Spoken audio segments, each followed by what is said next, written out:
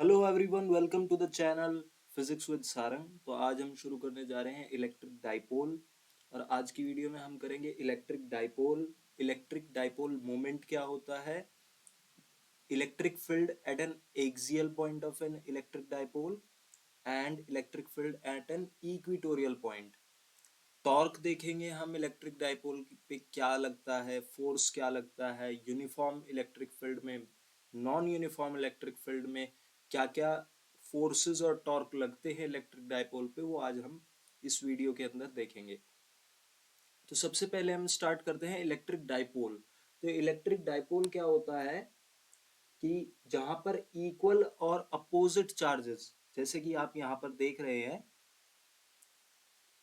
Equal and opposite charges. देखिए, इसका magnitude भी क्यू है, इसका मैग्नीट्यूड भी क्यू है, लेकिन ये नेगेटिव है, ये पॉजिटिव है, यानी कि इक्वल एंड अपोजिट चार्जेस जो किसी डिस्टेंस से सेपरेटेड हों, उनको हम क्या कहते हैं, इलेक्ट्रिक डाइपोल कहते हैं। अगर हम डाइपोल मोमेंट पूछें कि व्हाट इज डाइपोल मोमेंट,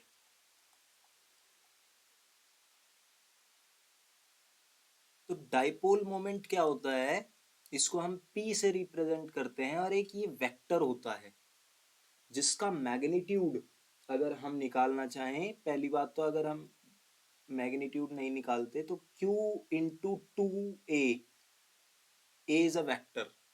तो ये एक वेक्टर क्वांटिटी होती है डाइपोल मोमेंट। ये स्ट्रेंथ बताती है इलेक्ट्रिक डाइपोल की। अगर इसका मैग्नीट्यूड हमें डिफाइन करना हो तो वो होता है either charge times the separation between the two opposite charges. यानी कि कोई भी एक चार्ज का मैग्नीट्यूड लीजिए, मल्टीप्लाई कर दीजिए उन दोनों इक्वल अपोजिट चार्जेस के बीच के डिस्टेंस से, तो आपका डाइपोल मोमेंट का मैग्नीट्यूड आ जाएगा। और अगर इसका डायरेक्शन हम देखें तो डायरेक्शन क्या होता है, डायरेक्शन क्या होता है, direction is from negative to positive, negative to positive, ये इसका डायरेक्शन होता है।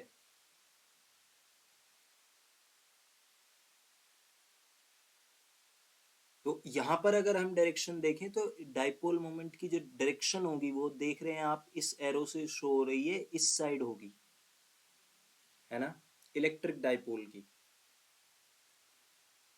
तो अगर हमें सिर्फ मैग्नीट्यूड लिखना हो तो P will be Q multiply times Q multiply two a, यानी कि charge times the distance between them. इतना सिंपल सा वो है। इसका SI यूनिट अगर हम देखें तो SI यूनिट आप बता सकते हैं, चार्ज का क्या होगा, कूलम, और डिस्टेंस का क्या होगा, metre. Coulomb metre will be the SI unit of dipole moment. अब अगर हम एग्जाम्पल्स की बात करें तो डेली लाइफ में हम बहुत से डाइपोल, इलेक्ट्रिक डाइपोल्स का एग्जाम्पल हम केमिस्ट्री में देखते हैं। Dipoles are common in nature. तो मॉलिक्यूल्स जैसे कि H2O, HCl, C2H5OH, यानी कि इथेनॉल, CH3COOH, एक्सेट्रा। तो इनमें क्या होता है, जो पॉजिटिव चार्ज का सेंटर होता है वो नेगेटिव चार्ज के सेंटर के एग्जैक्टली ऊपर नहीं फॉल करता, यानी कि एग्जैक्टली दोनों कोइंसाइड नहीं करते, जिसकी वजह से इन मॉलिक्यूल्स को हम इलेक्ट्रिक डाइपोल कहते हैं और इनका एक परमानेंट डाइपोल मोमेंट होता है। अगर आपसे कोई पूछे आइडियल डाइपोल क्या होता है, आइडियल या फिर पॉइंट डाइपोल, देखिए यहीं पे लिख देते हैं, आइडियल या फिर पॉइंट डाइपोल। तो इसका आपको सीधा सा मतलब क्या याद रखना है कि जहां पर आपका डिस्टेंस तो जीरो को टेंड कर रहा हो, यानी कि उनके बीच में डिस्टेंस नेग्लिजिबल हो, और जो चार्ज हो वो इनफिनिट को टेंड कर रहे हो, तो यहां पर आपका जो डाइपोल मोमेंट होगा वो एक फाइनाइट वैल्यू देगा। डाइपोल मोमेंट उसका फाइनाइट होगा, नेग्लिजिबली स्मॉल होगा। ये आपका आइडियल या पॉइंट डाइपोल होता है। आप देख भी लीजिए, अगर डिस्टेंस जीरो को टेंड करेगा तो दोनों चार्जेस बिल्कुल बहुत पास होंगे, इसी वजह से हमने इसको पॉइंट डाइपोल कहा है। अब आपसे अगर कोई पूछे डाइपोल फील्ड क्या होता है, तो जैसा कि इसके नाम से पता चल रहा है कि डाइपोल फील्ड इलेक्ट्रिक डाइपोल के ऊपर लगने वाला इलेक्ट्रिक फील्ड, जो इलेक्ट्रिक फील्ड प्रोड्यूस करेगा एक डाइपोल, वो डाइपोल फील्ड होगा। यानी कि इलेक्ट्रिक फील्ड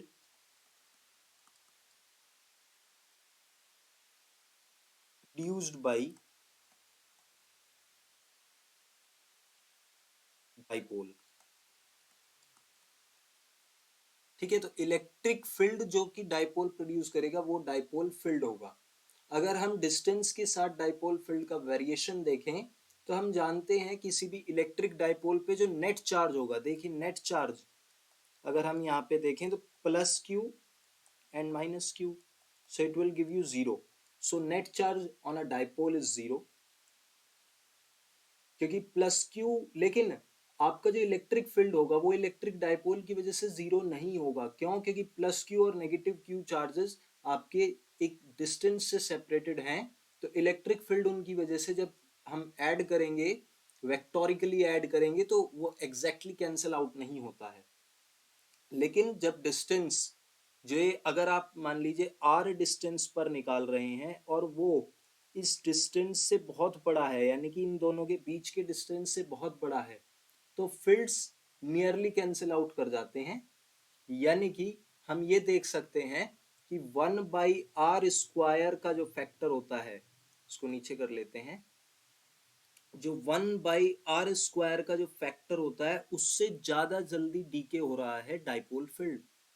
यानी कि अगर हम बताएं तो वैसे फैक्ट है ये, electric field due to a dipole varies as 1/r³। इस वेरिएशन से आपका electric field of a dipole vary करता है। इसको आप समझ पाएंगे जब हम एक्सियल पॉइंट और इक्विटोरियल पॉइंट पर फील्ड निकालेंगे। तो अब हम निकालते हैं। अब आ जाता है electric field at an axial point of a dipole. Axial point पे निकालते हैं।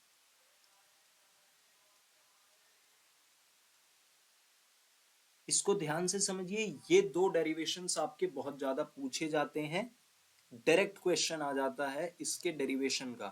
तो एक्सियल पॉइंट और equatorial point of a dipole. तो एक्सियल पॉइंट पे सबसे पहले हम निकालते हैं, अगर आपके पास ये चार्ज है -q और ये चार्ज है आपके पास at some distance +q, distance ले लेते हैं इनके बीच का हम 2a, और इस पॉइंट पर अगर हम फील्ड निकाल रहे हैं तो आप ये देखिए एक्सियल पॉइंट है, इन दोनों की एक्सिस कहां से पास कर रही है, यहां से पास कर रही है। तो अगर हम इसको ज्वाइन करें इससे, तो देखिए ये एक्सियल पॉइंट है P। तो अगर हम यहां से इसका सेंटर लें और इस सेंटर से इस पॉइंट तक का डिस्टेंस आप R लें, इन सारे जो हम टर्म्स को यूज कर रहे हैं इनको आप बहुत ध्यान से देखिएगा, तभी आपको ये अच्छे से समझ में आएगा। अब डाइपोल का डायरेक्शन क्या होगा, ये डायरेक्शन होगा नेगेटिव टू पॉजिटिव। देखिए अब अगर हम यहाँ पर कोई test charge, positive test charge रखें तो ये नेगेटिव चार्ज उसको अपनी तरफ अट्रैक्ट करेगा, that is electric field due to negative q charge is like this। And अगर पॉजिटिव चार्ज को हम देखें तो यहाँ पर जो पॉजिटिव चार्ज होगा ये उसको रिपेल करेगा, यानी कि इस डायरेक्शन में करेगा, E+q। अब आप सोच रहे होंगे कि ये तो सेम लग रहा है, तो दोनों कैंसिल आउट कर जाने चाहिए। नहीं होता है ऐसा। कैंसिल आउट क्यों नहीं करेंगे? नेगेटिव क्यू की पोजीशन देखिए पॉइंट पी से कितनी दूर है और पॉजिटिव क्यू पॉइंट पी से कितनी पास है। तो डिस्टेंस जितना कम होगा उतना इलेक्ट्रिक फील्ड ज्यादा होगा, दैट इज प्लस क्यू की वजह से इलेक्ट्रिक फील्ड ज्यादा होगा, तो ये प्लस क्यू वाला इलेक्ट्रिक फील्ड डोमिनेट करेगा। ये बात समझ में आई?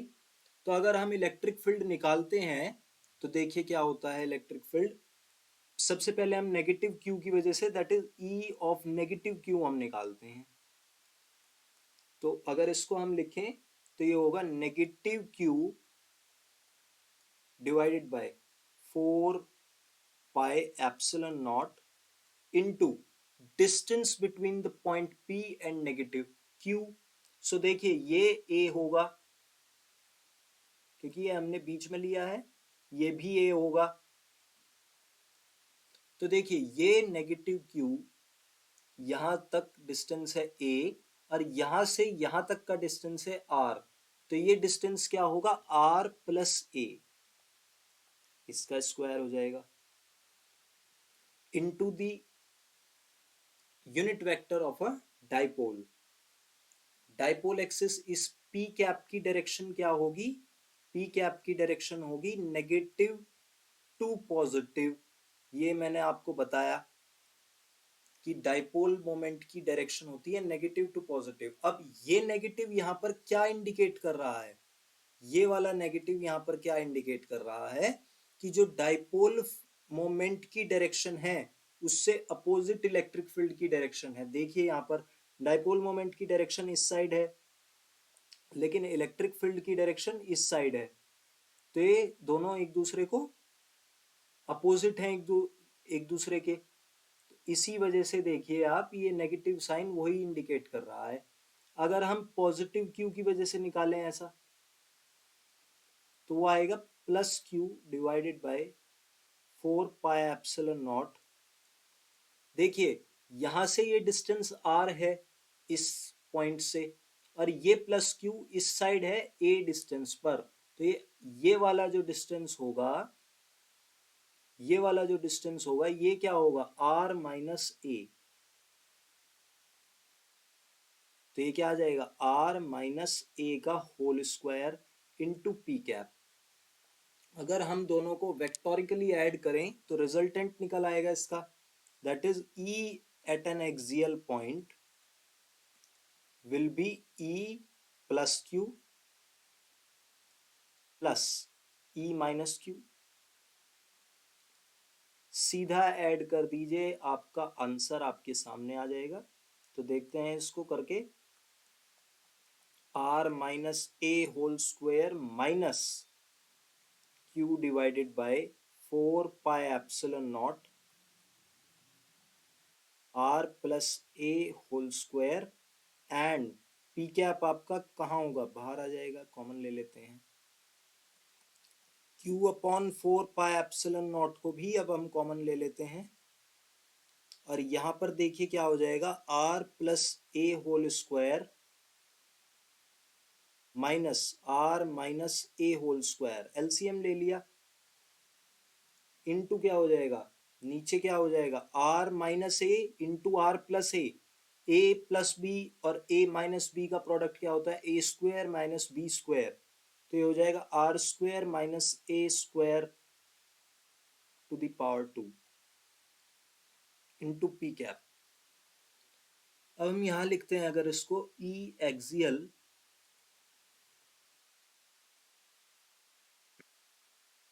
वो देखिए Q divided by 4 pi epsilon naught same रहेगा। अब ये देखिए r square plus a square plus 2 AR minus r square minus a square plus 2 AR। तो ये क्या हो जाएगा, ये r square plus a square वाली टर्म्स दोनों कैंसिल हो जाएंगी, इसको लिख ही लेते हैं तो अच्छा बेटर समझ आएगा। तो r square plus a square 2 AR minus r square, यहाँ पे देखिए प्लस ए स्क्वायर होगा लेकिन बाहर नेगेटिव है, minus a square plus 2 AR, क्योंकि यहाँ देखिए ये नेगेटिव होगा तो ये negative negative positive, divided by r square minus a square to the power 2 into P cap होगा। तो ये टर्म्स कैंसिल आउट हो रही हैं। Q divided by 4 pi epsilon naught into 4 times AR divided by r square minus a square to the power 2 into P cap. अब देखिए Q into 2A, ये क्या होता है, डाइपोल मोमेंट का मैग्नीट्यूड होता है। तो यहाँ से electric field at an axial point क्या आ रहा है, ये आ रहा है आपका Q इंटू टू ए, तो 2 PR divided by 4 pi epsilon not are square minus a square to the power 2 into P cap. तो ये आपका electric field at an axial point आ रहा है। और अगर हम आर बहुत बहुत बहुत दूर ले रहे हैं इनके डिस्टेंस से, तो यहाँ पर आपका electric field at an axial point क्या निकल के आता है, 2P into r 4 pi epsilon naught. अब ये देखिए आर स्क्वेयर बड़ा होगा ए स्क्वायर से, तो हमें इस स्क्वायर को नेग्लेक्ट कर देते हैं, two r to the power 4 आएगा, इससे कैंसिल आउट कर जाएगा r cube into P cap. तो यहाँ से इलेक्ट्रिक फील्ड हमारा निकल के आ रहा है 2P p cap divided by 4 pi epsilon naught times r cube. ये आपका electric field at an axial point है। तो हम देख रहे हैं ये डाइपोल मोमेंट की डायरेक्शन में आ रहा है। देखिए पी कैप है, यहाँ पर कोई नेगेटिव साइन नहीं है जो कि डायरेक्शन अपोजिट शो कर रहा हो, तो पी कैप की ही डायरेक्शन में electric field at an axial point आ रहा है। अब अगर हम electric field at an equatorial point निकालें,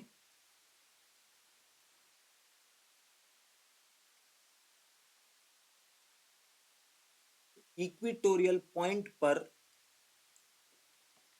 सबसे पहले इसका डायग्राम बनाते हैं। अगर ये हमारा नेगेटिव चार्ज है, ये हमारा पॉजिटिव चार्ज है, इनको हम ज्वाइन कर दें और इनके सेंटर से कुछ दूर ऊपर हम कोई पॉइंट P ले रहे हैं जो कि हमारा इक्वेटोरियल पॉइंट है। तो अब हम इसको इस से भी ज्वाइन कर देते हैं एंड इसको इससे भी ज्वाइन कर देते हैं। अब देखिए ये डिस्टेंस अगर हमारा इक्वेटोरियल पॉइंट r डिस्टेंस पर है और इनके बीच का डिस्टेंस 2a है, जो कि हम शुरुआत से ले रहे हैं 2a ही ले रहे हैं डाइपोल के बीच का डिस्टेंस। तो अब हम निकालते हैं ये डिस्टेंस क्या होगा a, ये क्या होगा a, तो ये क्या हो जाएगा पाइथागोरस थ्योरम से under root r square plus a square. Similarly ये भी यही होगा, सेम होगा r square plus a square to the power half. और अगर हम ये एंगल थीटा ले रहे हैं तो ये एंगल भी क्या होगा थीटा होगा। अब हम यहाँ पर टेस्ट चार्ज रखते हैं। अगर यहाँ पर कोई टेस्ट चार्ज रखा है और नेगेटिव क्यू, अगर कोई पॉजिटिव टेस्ट चार्ज रखा है तो वो नेगेटिव क्यू उसको इस साइड अट्रैक्ट करेगा, यानी कि electric field due to negative q इस साइड होगी। ऐसे ही यहां से जो पॉजिटिव चार्ज होगा वो यहां रखे टेस्ट चार्ज को इस साइड डिफ्लेक्ट करेगा, यानी कि इलेक्ट्रिक फील्ड प्लस क्यू की वजह से उसकी डायरेक्शन ये होगी।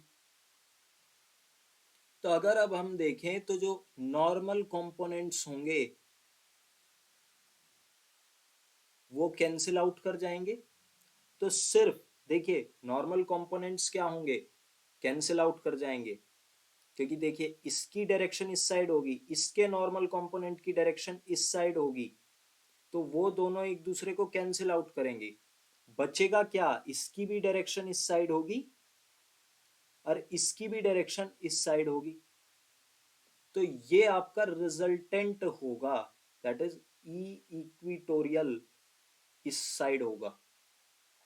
ये देखना आप, ये डाइपोल मोमेंट के अपोजिट आ रही है, तो देखिए ये डाइपोल मोमेंट की डायरेक्शन है ना, ये इक्वेटोरियल पॉइंट इस साइड आ रहा है। तो अब हम इसको मैथमेटिकली प्रूव करेंगे। तो अगर हम electric field due to positive charge Q निकालें तो वो क्या निकल के आएगा, Q divided by 4 pi epsilon naught times r square plus a square under root का होल स्क्वायर जब करेंगे तो सिर्फ यही वाली टर्म बचेगी। ठीक है, हमने डायरेक्शंस ले ली है तो अब हम देखते हैं प्लस क्यू की वजह से डायरेक्शन क्या आ रही है, अलोंग बीपी। सपोज हम इसको ए पॉइंट कर देते हैं, इसको बी पॉइंट कर देते हैं, तो अलोंग बीपी, क्योंकि देखिए बी से पी की तरफ डायरेक्शन है। ऐसे ही अगर हम नेगेटिव क्यू की वजह से इलेक्ट्रिक फील्ड निकालें तो वो क्या निकल के आएगा, Q divided by 4 pi epsilon naught, same आएगा बिल्कुल, r square plus a square. Direction क्या हो जाएगी, अलोंग, देखिए किस साइड आ रही है, पी ए, पी ए, ये इसकी डायरेक्शन होगी। दोनों इक्वल है, देखिए E plus Q and E minus Q R same, दोनों सेम है बिल्कुल। तो अगर हम इसका सिर्फ मैग्नीट्यूड लें, क्योंकि मैग्नीट्यूड ही सेम है, डायरेक्शन अपोजिट है, तो हम सिर्फ मैग्नीट्यूड लेंगे तो वो बेटर रहेगा, हम इसको E मान लेते हैं। तो जो E रिजल्टेंट होगा दैट इज E इक्विटोरियल, वो क्या होगा, 2E cos थीटा। समझ रहे हैं क्यों, क्योंकि देखिए E cos थीटा इस डायरेक्शन में होगा, देखिए ये थीटा है तो आपका ये भी थीटा होगा, ये थीटा है तो ये भी थीटा होगा। तो आपका E इक्विटोरियल ये cos की डायरेक्शन में है तो E cos थीटा, एंड इसकी वजह से भी E cos थीटा इस डायरेक्शन में होगा तो 2E cos थीटा डायरेक्शन होगी इनटू P कैप। लेकिन अब आप देख रहे हैं E इक्विटोरियल डाइपोल मोमेंट के अपोजिट डायरेक्शन में है, डाइपोल मोमेंट इस डायरेक्शन में है तो इक्विटोरियल इलेक्ट्रिक फील्ड इस डायरेक्शन में है। यहाँ से आप देख सकते हैं ये इस डायरेक्शन में है एंड डाइपोल मोमेंट इस डायरेक्शन में है। तो हम यहाँ पर एक नेगेटिव साइन लगा देते हैं जो हमें दिखाएगा कि हाँ इक्विटोरियल पॉइंट पर इलेक्ट्रिक फील्ड की डायरेक्शन डाइपोल मोमेंट की डायरेक्शन के अपोजिट है। तो बस अब हमें वैल्यूज पुट करनी है, -2 q into 4 pi epsilon not are square plus a square and cos theta की वैल्यू, ये थीटा है, cos theta base upon hypotenuse, तो cos थीटा यहां से क्या निकल के आएगा, a upon under root of r square plus a square. इसको हम यहाँ पुट कर देते हैं a upon under root of r square plus a square into P cap हो जाएगा। तो अब हम निकाल के देखते हैं, तो E इक्विटोरियल क्या आता है, देखिए 2 times A into Q, dipole moment होता है, -P times P cap divided by 4 pi epsilon not. यहाँ पे देख लीजिए, लिख देता हूँ Q इंटू 2A क्या होता है, dipole moment, into r square plus a square to the power 3/2। ठीक है, यहां पर भी हम वही केस लेके देखते हैं कि अगर R बहुत दूर है A से, यानी कि बहुत बड़ा है A से, दैट इज हम ये पॉइंट बहुत दूर ले रहे हैं डाइपोल से, तो इक्विटोरियल पॉइंट पर इलेक्ट्रिक फील्ड क्या होगा, वो होगा -P times P cap divided by 4 pi epsilon naught times R cube. ये इक्विटोरियल पॉइंट पर इलेक्ट्रिक फील्ड होगा। अब आप यहां से देख सकते हैं कि एक चीज देखिए, एक्सियल पॉइंट पर देखिए, सबसे पहले एक्सियल पॉइंट पे हमारा आ रहा था 2p p cap 4 pi epsilon nought, और यहां पर देखिए क्या आ रहा है, only p times p cap. So हम यहां से एक कंक्लूजन निकाल सकते हैं कि अगर हम डायरेक्शन वाइज देखें तो E axial is 2 times E equatorial, E equatorial.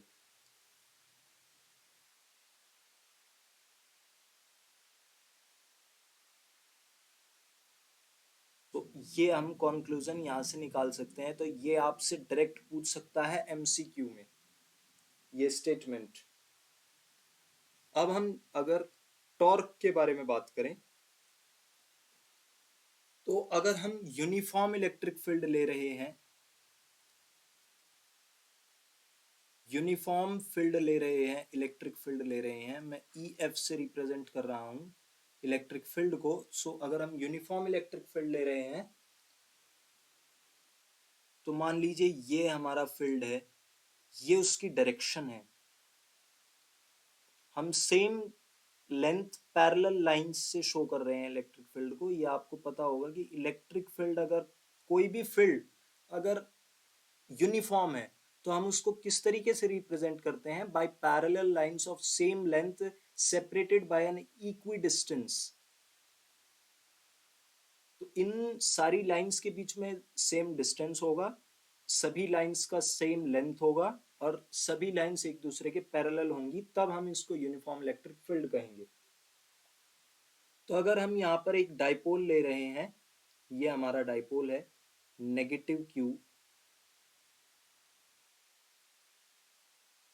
And positive Q, और इनके इलेक्ट्रिक फील्ड और डाइपोल मोमेंट के बीच में जो डायरेक्शन, जो एंगल है, वो थीटा है। लेट अस अज्यूम दैट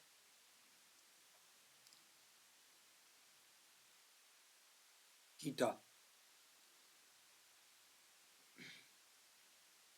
तो अब हम देख सकते हैं इनके बीच में डिस्टेंस अगर 2a है,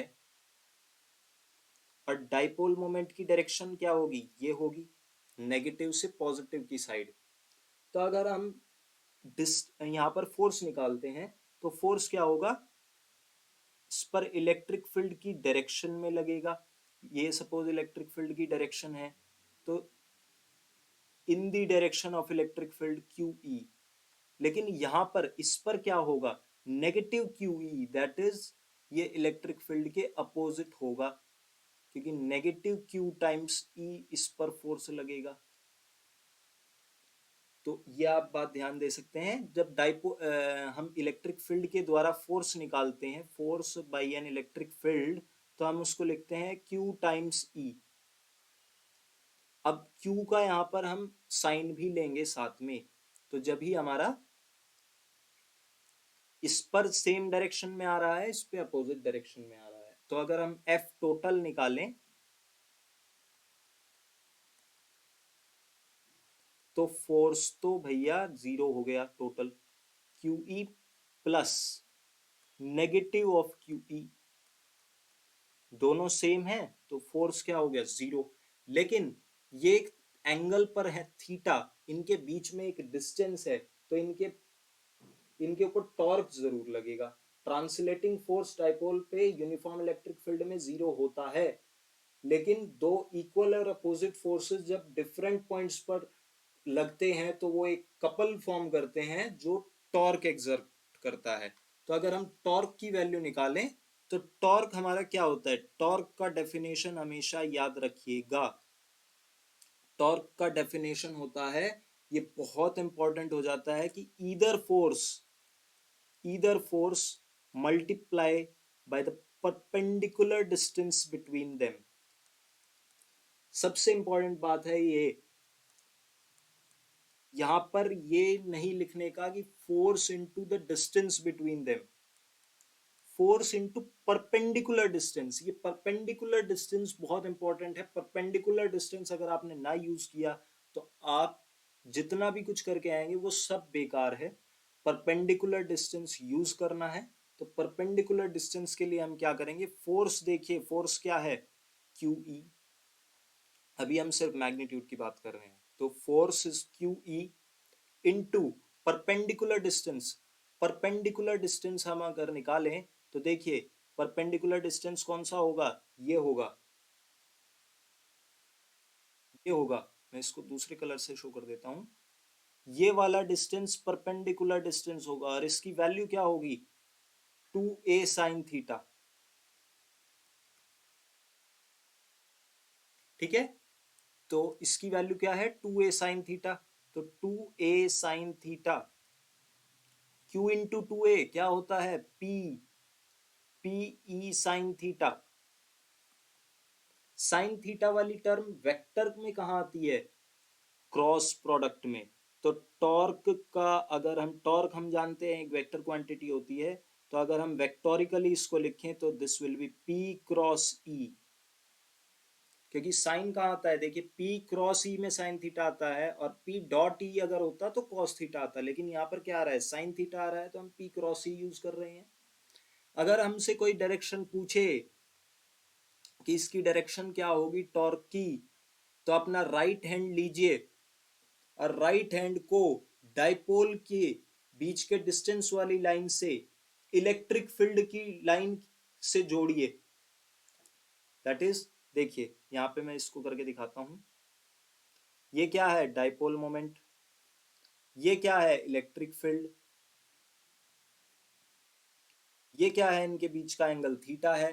तो अगर हम इस डायरेक्शन में जा रहे हैं, P से E की तरफ जाइए, ये बात हमेशा याद रखिएगा, P से E की तरफ जाइए, अपना राइट हैंड लीजिए और फिंगर्स को P से E की तरफ लेके जाइए। देखिए थंब कहाँ जा रहा है, थंब कहाँ जा रहा है, परपेंडिकुलरली इनसाइड द पेपर। ये ऊपर नहीं है, ये into the plane of the paper. आप अगर पेपर पर इसको बना रहे हैं तो into the plane of paper the torque will act. तो टॉर्क की डायरेक्शन निकालने के लिए आप अपना राइट हैंड लीजिए, राइट हैंड से जो फिंगर्स है उनको कर्ल कीजिए पी से ई की डायरेक्शन में, और जहां आपका थंब पॉइंट कर रहा है वही आपकी टॉर्क की डायरेक्शन होगी। अब अगर हम टॉर्क के कंसेप्ट को समझें तो ये क्या है p e sine theta, n cap लिख देते हैं क्योंकि एन कैप क्या होगी टॉर्क की डायरेक्शन होगी। तो अगर हम किसी भी एंगल थीटा पर रख रहे हैं तो देखिए जब भी अनस्टेबल इक्विलिब्रियम होता है तो उस पर टॉर्क इस तरीके से लगेगा कि वो स्टेबल इक्विलिब्रियम यानी कि इस तरीके से आ जाए जिस पर टॉर्क जीरो लगे, ऐसी कंडीशन पर आ जाए जिस पर टॉर्क जीरो लगे। टॉर्क जीरो कब लगेगा, जब थीटा जीरो होगा, क्योंकि साइन थीटा जीरो तभी होगा। तो जब हमारा डाइपोल मोमेंट और इलेक्ट्रिक फील्ड पैरेलल होंगे और सेम डायरेक्शन में होंगे तब टॉर्क जीरो लगेगा। यानी कि अगर आप किसी भी डायरेक्शन में रख रहे हैं डाइपोल मोमेंट को, तो वो जैसे ही आप छोड़ोगे डाइपोल को तो वो वापस से उस एंगल पर आके जाएगा जहां पर थीटा जीरो होगा। यानी कि at theta zero torque will be zero, and at theta 90 पे क्या होगा, टॉर्क की वैल्यू होगी पीई, यानी कि मैक्सिमम वैल्यू यहां पर होगी टॉर्क की। तो टॉर्क की मैक्सिमम वैल्यू पीई है। अगर आपसे कोई पूछे नॉन यूनिफॉर्म फील्ड अगर हो, तो नॉन यूनिफॉर्म फील्ड में ज्यादा बड़ा चेंज कोई नहीं आएगा। नॉन यूनिफॉर्म इलेक्ट्रिक फील्ड में क्या होगा, नॉन यूनिफॉर्म इलेक्ट्रिक फील्ड में जो नेट ट्रांसलेटिंग फोर्स है, नेट ट्रांसलेटिंग फोर्स है वो आपका जीरो नहीं होगा। पिछले केस में वो जीरो था, लेकिन इस बार जीरो नहीं होगा क्योंकि नॉन यूनिफॉर्म इलेक्ट्रिक फील्ड में हर पॉइंट पर इलेक्ट्रिक फील्ड की वैल्यू डायरेक्शन सब कुछ चेंज हो सकता है। तो हर पॉइंट पर जो फोर्स होगा डाइपोल के उस चार्ज पर वो डिफरेंट होगा। यानी कि दोनों पॉइंट चार्जेस अगर दोनों point equal and opposite charges किसी डिस्टेंस से सेपरेटेड हैं, तो एक चार्ज के ऊपर कोई फोर्स लगेगा, एक चार्ज के ऊपर कोई फोर्स लगेगा, तो वो कैंसिल आउट नहीं करेंगे। तो नेट ट्रांसलेटिंग फोर्स जीरो नहीं होगा, नेट टॉर्क भी जीरो नहीं होगा। नेट टॉर्क भी आपका उसका जो वैल्यू होगा वो डिपेंड करेगा आपका पोजीशन क्या है डाइपोल का। नेट टॉर्क एक्ट जरूर करेगा, जीरो तो नहीं होगा। जीरो जब होगा तो डिपेंड करेगा उसकी लोकेशन पर। डाइपोल की लोकेशन क्या है नॉन यूनिफॉर्म इलेक्ट्रिक फील्ड में, लेकिन एक नेट टॉर्क एक्ट जरूर करेगा, but it will depend on location.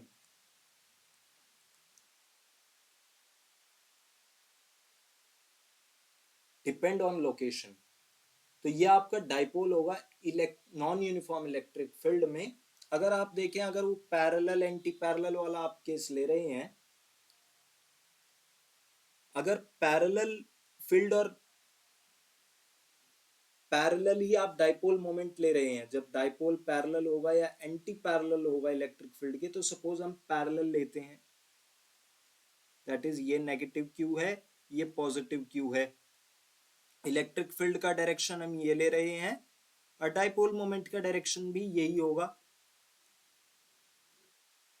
तो देखिए, इसके ऊपर फोर्स नेगेटिव क्यू के ऊपर किस साइड लगेगा, इस साइड लगेगा, और पॉजिटिव क्यू के तरफ इस साइड लगेगा। तो जो डायरेक्शन होगी नेट फोर्स की, जो डायरेक्शन होगी नेट फोर्स की इस केस में, वो क्या होगी, in the direction of increasing E, increasing E, direction of increasing E will be the direction of net force। ऐसे ही अगर आप एंटी पैरेलल ले रहे हैं, यानी कि इलेक्ट्रिक फील्ड इस डायरेक्शन में है और डाइपोल्स आपके इसी डायरेक्शन में है इस तरीके से, तो इनके बीच का डाइपोल मोमेंट इस साइड होगा। तो अगर आप ये वाला केस ले रहे हैं, तो जो फोर्स होगा, नेट फोर्स होगा, नेट फोर्स की जो डायरेक्शन होगी वो आपकी डिक्रीजिंग ई,